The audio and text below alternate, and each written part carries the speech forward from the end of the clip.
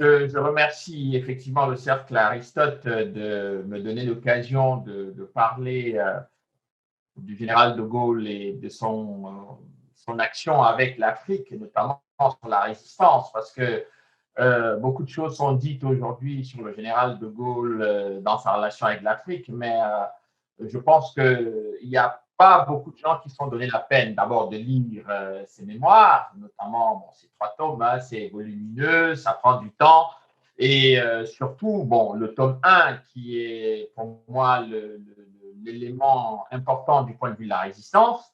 Et en cela, je crois aussi que les historiens n'ont pas fait véritablement leur travail sur ce terrain-là parce que il a fallu attendre plusieurs années pour avoir, je crois, un auteur canadien qui a publié La France libre fut africaine chez Perrin en 2014. Donc, on voit que en dehors des ouvrages qui ont été publiés par les acteurs eux-mêmes, le travail des historiens n'a pas été à la hauteur. Si j'en juge déjà par ce que dit le général lui-même dans ses mémoires, et d'ailleurs, c'est ce qui donne l'impression effectivement qu'il y a un énorme décalage dans la narration de l'histoire de la résistance entre ce qu'ont vécu les acteurs et ce que vont en dire les historiens. Bon, en général, les historiens prétendent toujours que euh, les acteurs principaux racontent l'histoire à leur gloire, donc n'ont pas le recul nécessaire.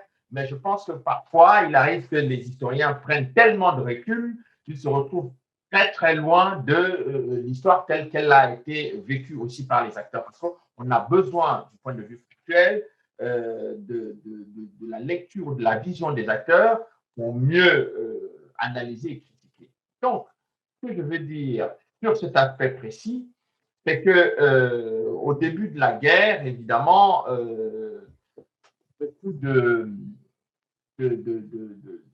gens qui étaient beaucoup plus proches du maréchal Pétain ne jugeaient pas la reprise du combat après la défaite de 40, ne jugeaient pas que l'Afrique était une plateforme où l'Empire était quelque chose d'important pour reprendre le combat. Ils avaient une vision très européocentrée sur le retour de la France. Or, dans cette vision européocentrée, on voyait quand même que c'était l'Allemagne et l'Italie, à travers la commission d'armistice, qui faisaient la loi. Donc, il n'y avait pas la possibilité, autrement, de retourner les Français pour les remobiliser à la bataille, pour les remettre, n'est-ce pas, au combat. Et évidemment, De Gaulle va le faire à partir de Londres, mais aussi, une fois de plus, les historiens ont essayé de focaliser l'appel de la BBC comme un événement très, très, très important. En réalité, ce n'était pas exactement comme ça. Donc, on va voir que des gens comme le général Weygand, par exemple, vont juger que reprendre le combat en Afrique, c'est de l'enfantillage. Le vice-président du Conseil, M. Laval, dira par exemple, que parler d'une force africaine, c'était un simple slogan, que ça n'a pas de réalisation concrète sur le terrain. Bon, mais ce n'était pas l'analyse que faisait le général de Gaulle. Pour le général de Gaulle, la situation dans laquelle se trouvait la France méritait qu'on reprenne le combat à partir d'une autre plateforme stratégique qui allait remobiliser à la fois les Français de l'intérieur, mais aussi les Français de l'extérieur.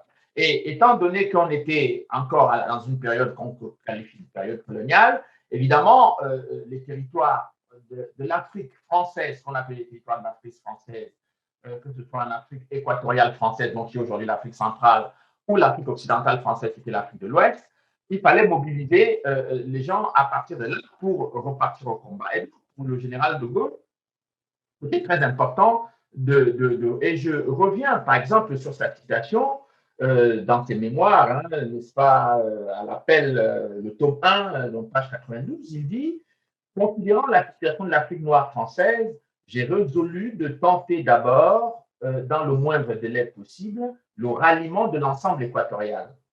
Je comptais que l'opération exigeait pas, sauf sans doute au Gabon, un véritable engagement de force. Ensuite, si cette première affaire réussissait, j'entreprendrais d'agir en Afrique occidentale. Mais quant à ce morceau-là, je ne pouvais penser à l'entamer que par un effort prolongé et avec d'importants moyens. Donc, on voit qu'il a déjà une vision stratégique de la façon de mener le combat, par où il faut commencer. Il faut commencer par l'Afrique équatoriale. Pourquoi? Parce que l'Afrique équatoriale, il y a suffisamment de ressources, il y a des gens là-bas et il a la possibilité d'envoyer des émissaires. Il a surtout quelqu'un qui a choisi de le soutenir, de soutenir son action et qui va le payer très cher parce qu'il va être condamné à mort également. C'est Félix Eboué, qui est gouverneur du Tchad à l'époque, qui avait été gouverneur de l'Oubangui-Chari et qui tout de suite avait rejoint le général de Gaulle contre ceux qui avaient soutenu l'armistice. De Gaulle considère qu'il faut commencer par l'Afrique centrale. Et il a un problème en Afrique centrale, c'est que la partie du Gabon ne va pas rejoindre tout de suite la résistance. Ce sera d'abord évidemment le Tchad, qui est le premier territoire de la France libre, qui va devenir le premier territoire de la France libre. Il sera suivi de Brazzaville, où sera implantée la capitale de la France libre. Et puis, va y avoir le Cameroun et l'Oubangui-Chari, qui est aujourd'hui la République centrafricaine, qui est effectivement en proie à de tensions importantes.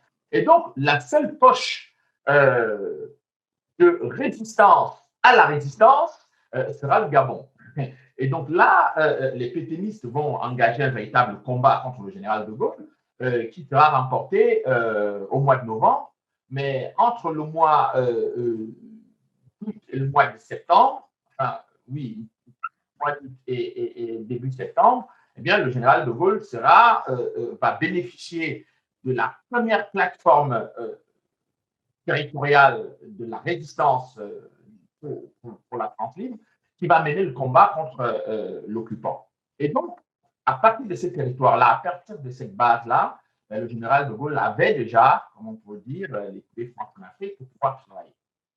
Mais il va se heurter encore à une autre difficulté, parce que il n'est pas possible de partir de l'Afrique équatoriale française sans tenir compte, comme il le dit dans la citation précédente, sans tenir compte de l'Afrique occidentale, qui elle aussi doit élargir le territoire de la résistance pour effectivement d'abord mobiliser davantage au niveau des troupes, parce qu'il a besoin de tout.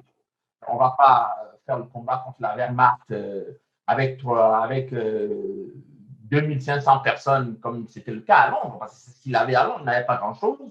Et il faut recruter, et puis il va falloir avoir des ressources. Alors, les soldats. Et l'Afrique équatoriale française présentait un avantage, c'est que c'est un territoire agricole, c'est une zone agricole très forte, production, capacité de production, y compris des produits d'exportation. Et d'ailleurs, les Britanniques vont aussi soutenir le général de Gaulle, ça on ne le dit pas souvent, ils vont soutenir le général de Gaulle parce qu'ils vont constater que, eh bien, il est sur un territoire qui est un territoire riche.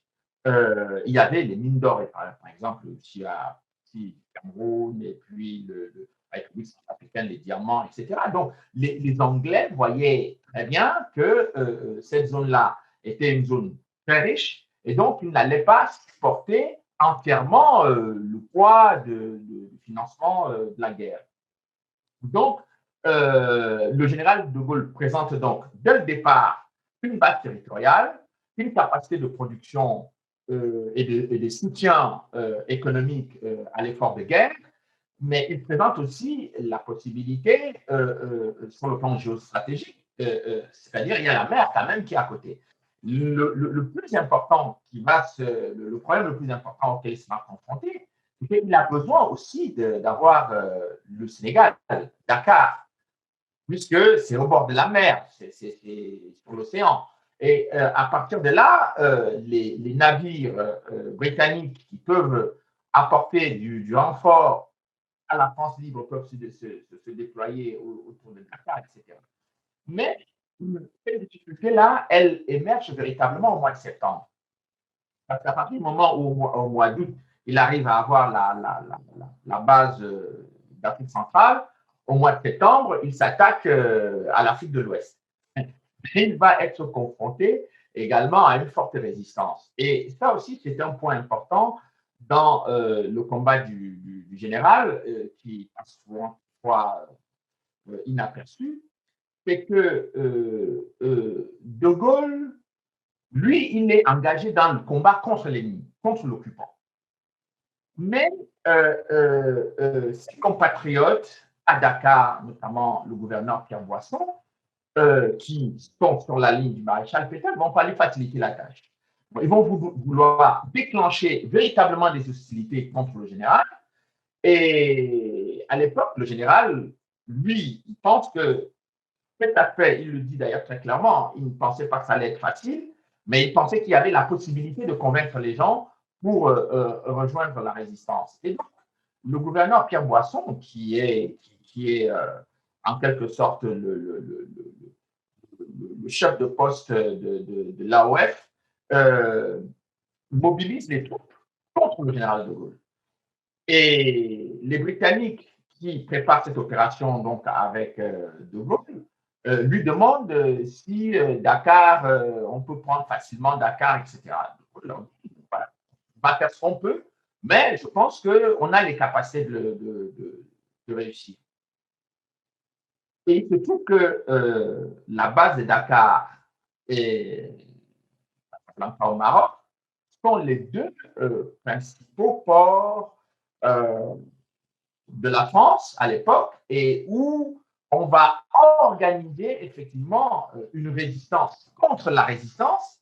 Et pour prendre Dakar, eh bien, il va falloir que De Gaulle ait autre chose que le soutien des Britanniques et de quelques Africains en Afrique équatoriale. Donc finalement, De Gaulle a essuyé sa première défaite, mais non pas contre défaite face à l'occupant, mais face à ses compatriotes qui ne comprennent pas ou qui ne veulent pas entendre que ce qui est important, ce n'est pas qu'on se batte entre nous, mais c'est qu'on puisse se battre contre l'occupant.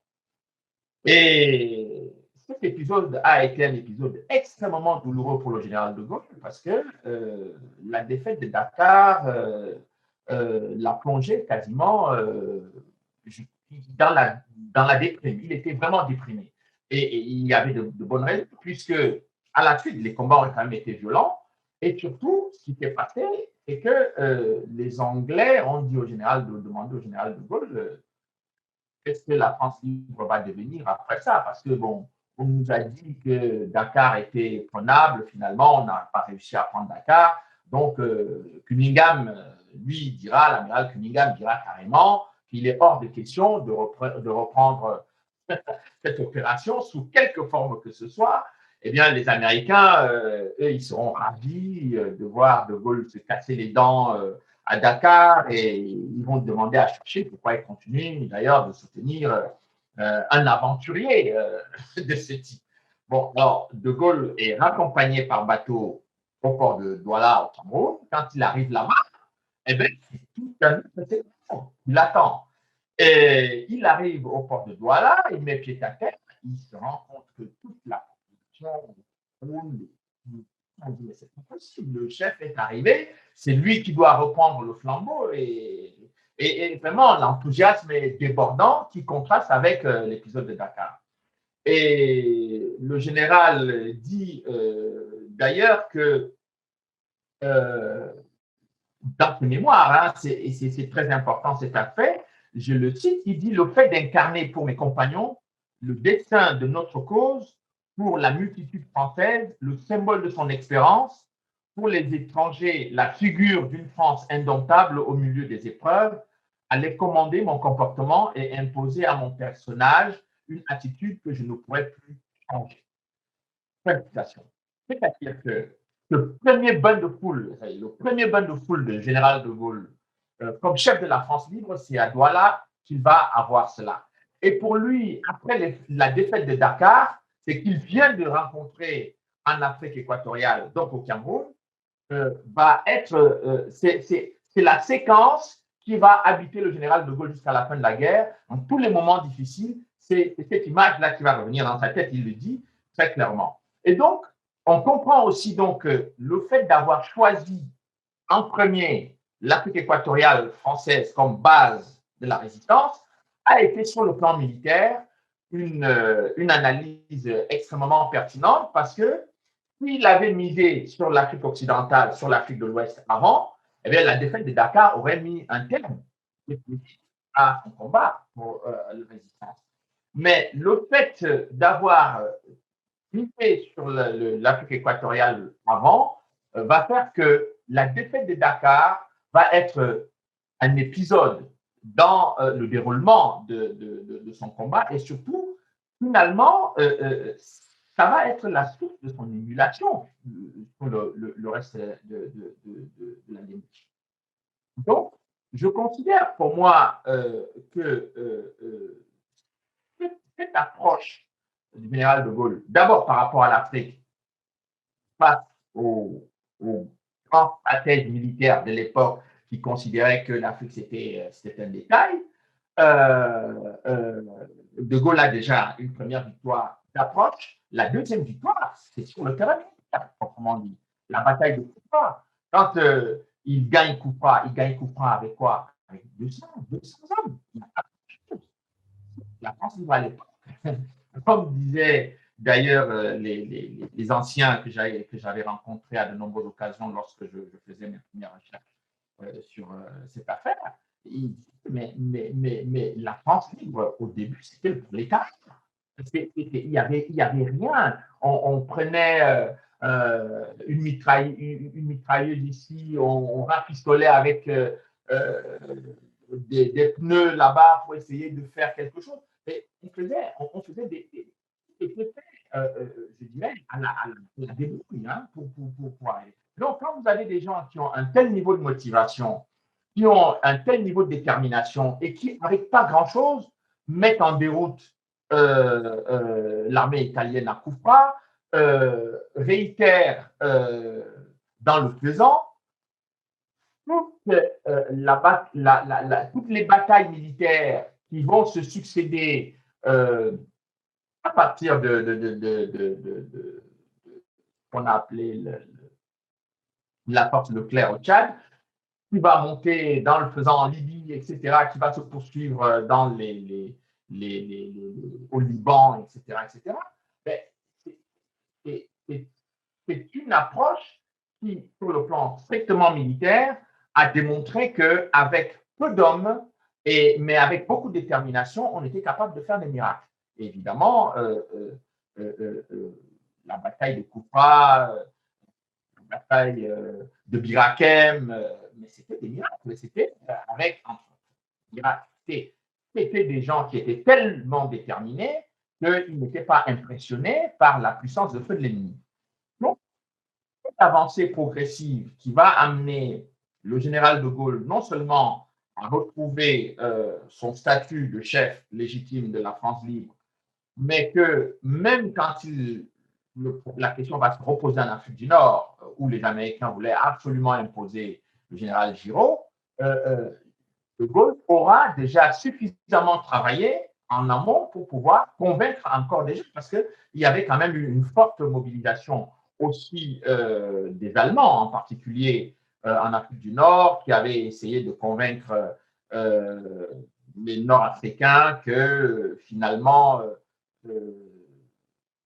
les Anglais qui étaient avec le général de Gaulle allaient rétablir le système colonial et qu'il fallait tout faire pour virer les Anglais de l'Afrique du Nord pour que l'Allemagne, qui, elle, avait une autre vision de la politique avec les colonies, va apporter autre chose, etc. Non, et ils avaient des moyens de propagande qui étaient très importants et ils avaient quand même réussi à influencer très fortement les gens en Afrique du Nord de soutenir l'Allemagne plutôt que la résistance du général de Gaulle. Donc là, encore une fois de plus, le général de Gaulle remportera une victoire qui sera couronnée par le débarquement anglo-américain en Afrique du Nord.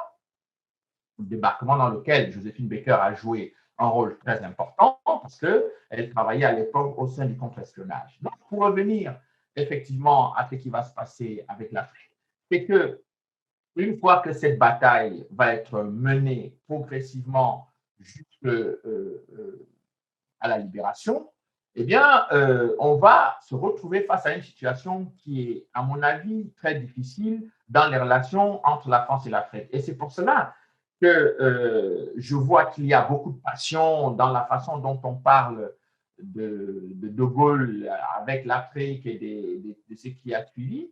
Je pense que, contrairement d'ailleurs à beaucoup d'historiens, je l'ai dit au début, De Gaulle est celui qui a, je pense, le plus objectivement et le plus fidèlement retracé l'apport de l'Afrique et la contribution de l'Afrique à la résistance.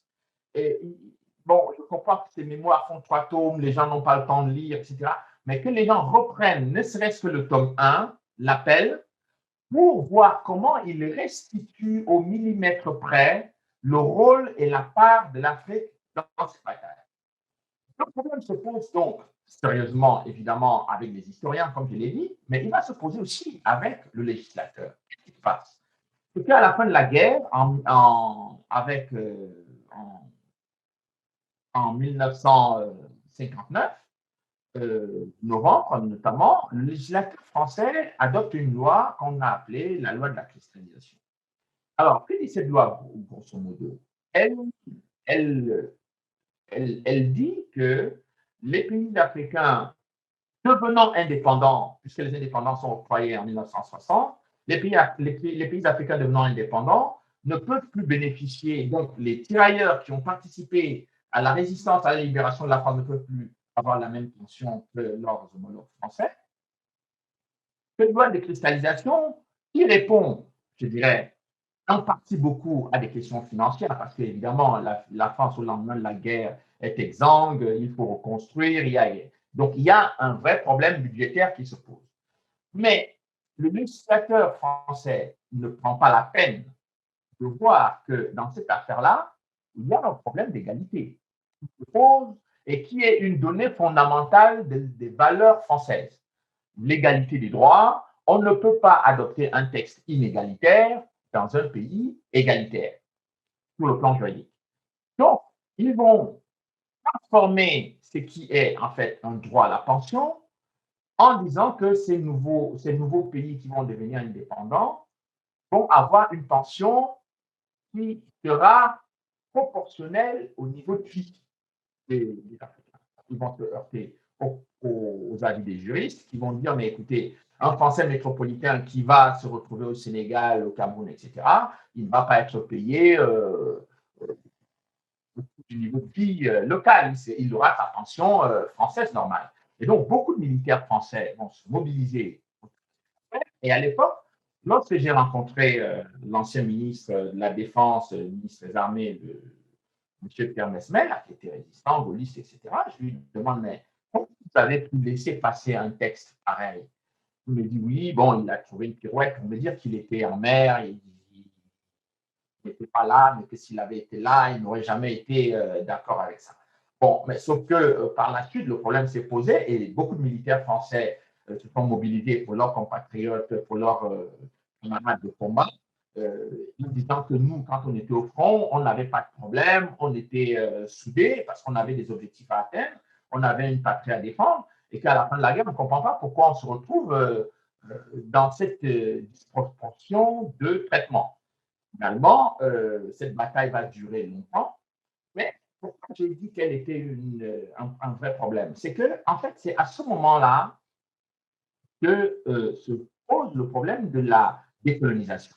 Parce que cette mauvaise analyse, qui est pour moi une erreur politique majeure, a créé des crispations de départ avec les pays africains qui allaient devenir indépendants. Or, il aurait suffi simplement d'avoir des gens un peu plus éveillés, plus intelligents. Et là, moi, je ne peux pas attribuer complètement la faute au général de Gaulle. Il était le patron, il aurait dû veiller à tout ça. Mais quand on voit le nombre de choses que le général de Gaulle devait gérer après la guerre, c'est-à-dire qu'il fallait déjà rassembler les Français qui étaient toujours divisés, qui pensaient que, bon, les choses auraient dû se passer autrement. Bon, il fallait remettre tout le monde en ordre de bataille pour construire le pays. Et puis, il y avait des gens qui avaient aussi des ambitions politiques, qui voulaient prendre sa place et essayer de le remettre dehors, etc. Donc, il y avait beaucoup de choses à gérer. Donc, pour moi, le législateur qui, lui, a fait ce texte, il avait le temps pour analyser. Et donc, ils auraient dû faire des propositions pour dire, écoutez, non seulement on doit maintenir l'égalité des droits et des traitements pour tous les combattants, mais la question de la décolonisation qui se pose, qui arrive et qui se pose avec acuité, nous devons prendre le temps d'analyser avec les Africains et de voir comment on peut faire le passage du système colonial au système décolonial. Alors, finalement, les gens ont agi, et c'est pour ça que je dis toujours que c'était une erreur politique, mais c'était surtout une mauvaise appréciation des rapports à venir, parce que cette imprudence-là a inscrit les successeurs du général de Gaulle, notamment Valéry Giscard d'Estaing, qui lui alors est venu faire le désordre le plus total, dans la paresse, une sorte de paresse intellectuelle et une sorte de confort. Il disait, tant qu'il n'y a pas trop de problèmes, ça va. Bon, or, c'était le général de Gaulle créer une situation qui permettait, dans le cadre de la résistance et de la libération de la France, à développer des rapports qui auraient été des rapports plus constructifs, plus élaborés, et qui pouvaient être bénéfiques, complètement bénéfiques, et à la France et à l'Afrique. Mais qu'est-ce qu'on a fait? Eh bien, on a fait tout simplement, on a essayé de garder, de prolonger en quelque sorte le système d'avant, qui était le système colonial, qui n'était pas le système créé par le général de Gaulle, je suis désolé, mais qui était un système qui l'avait précédé, qui perdurait et que certaines forces en France, dont certaines forces en France tiraient bénéfice. C'est-à-dire que les groupes particuliers qui tiraient bénéfice de ce système-là ont perduré. Le père de Valéry Giscard d'Estaing était un homme d'affaires très implanté dans le système colonial. Donc, il n'avait pas, certains milieux n'avaient pas intérêt à modifier les choses. Bon, or, ce qu'on constate des années après, c'est que si le travail-là avait été fait correctement, eh bien, non seulement on aurait eu une communauté, comme le général de Gaulle le voulait, euh, la francophonie aurait eu des racines beaucoup plus profondes, et aujourd'hui, on ne serait pas en train de souffrir à la fois des questions d'immigration, des questions de sécurité. Ces questions-là ne se poseraient pas. Et le problème, c'est que avant de jeter l'anathème ou de jeter le général de Gaulle avec l'eau du bain, comme beaucoup essayent de le faire, je pense qu'on devrait identifier tous les acteurs qui n'ont pas complètement fait là. Et ensuite, voir ceux qui ont aggravé le problème, parce que jusque dans les années 70, le problème de la décolonisation aurait pu être réglé également. Pourquoi il n'a pas été réglé? Parce qu'il y avait certains qui tiraient bénéfice. Et ce n'était pas le peuple français qui tirait bénéfice de ça. Et ce n'était pas la France, au vrai sens du terme, qui tirait bénéfice de ça. Ce n'était pas l'Afrique, ni les Africains qui tiraient bénéfice de ça. Donc, je crois qu'il est aujourd'hui important, quand on analyse l'action, le rôle du général de Gaulle en Afrique, il faut toujours situer l'homme qui a pu mener un combat extrêmement difficile quand tout le monde avait capitulé. C'est la première chose, parce que le courage aujourd'hui n'est pas la mieux partagée. La deuxième chose, c'est que le général de Gaulle a pu restituer intellectuellement dans ses mémoires le rôle et la contribution de l'Afrique. C'est essentiel, ce que n'ont pas fait nécessairement les historiens français qui ont travaillé sur le sujet. La troisième chose qu'il faut dire, c'est qu'il y avait effectivement une base pour pouvoir créer une transition entre la fin du système colonial et le début des indépendances. L'erreur politique générale de Gaulle n'est de ne pas imposer complètement sur ce terrain-là, mais on ne peut pas lui attribuer ce qui va se passer même après lui, parce que après lui, il n'a jamais été interdit aux chefs d'État français qui sont venus après de faire mieux que lui. D'ailleurs, il fallait faire mieux que lui. Donc, pour moi, ces trois points-là sont des points qu'il faut avoir en tête quand on analyse la question. Son engagement exceptionnel, le fait pour lui de reconnaître parfaitement le rôle des Africains et le rôle de la contribution de l'Afrique.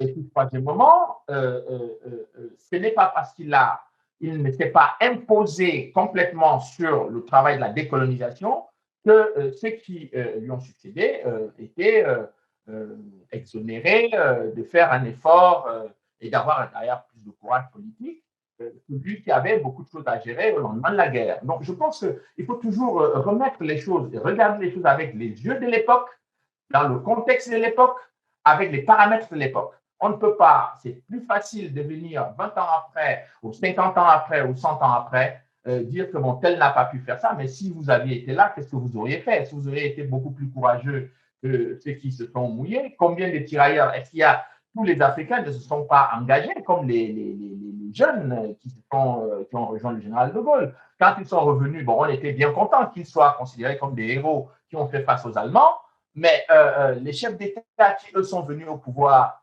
après, qui ne font pas partie ni de ceux qui se sont engagés pendant la guerre et qui ont géré les pays comme on sait, ben, on ne peut pas les mettre sur le même pied ou les traiter de la même façon. Ceux qui ont montré du courage et une certaine capacité à défendre, y compris le territoire africain, quand c'était nécessaire. Donc, je terminerai en disant tout simplement que pour avoir une lecture calme, apaisée, rigoureuse, exigeante, qui est à la fois factuelle et aussi critique, on ne peut pas globalement regarder les choses de façon globale et dire ça c'est bon, ça c'est mauvais. Cette façon d'abord de se mettre en position de jugement, qui on est pour pouvoir juger. Deuxième chose, je pense que pour pouvoir évoluer et aller beaucoup plus loin, il faut toujours prendre en considération les choses qui ont été positives, qui ont été faites, et voir les lacunes ou les failles qui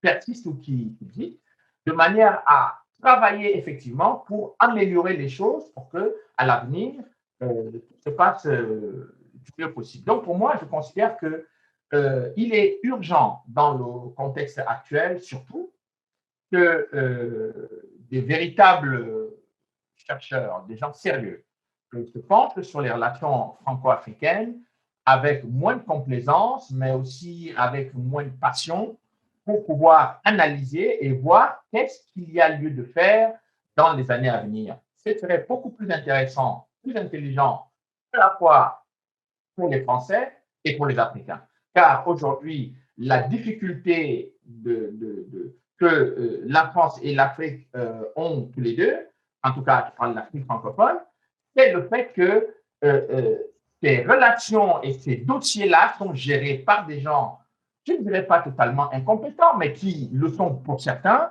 mais pour d'autres qui ont une vision très personnelle des choses, alors qu'il faut dépersonnaliser, il faut travailler sur la base de l'histoire, mais également du présent et de l'avenir. Parce qu'il y a des enfants qui ont succédé au général de Gaulle, qui vont succéder à tous les chefs d'État qui se sont succédés en Afrique et en France aujourd'hui. Donc, il faut toujours donner des perspectives qui sont beaucoup plus intéressantes que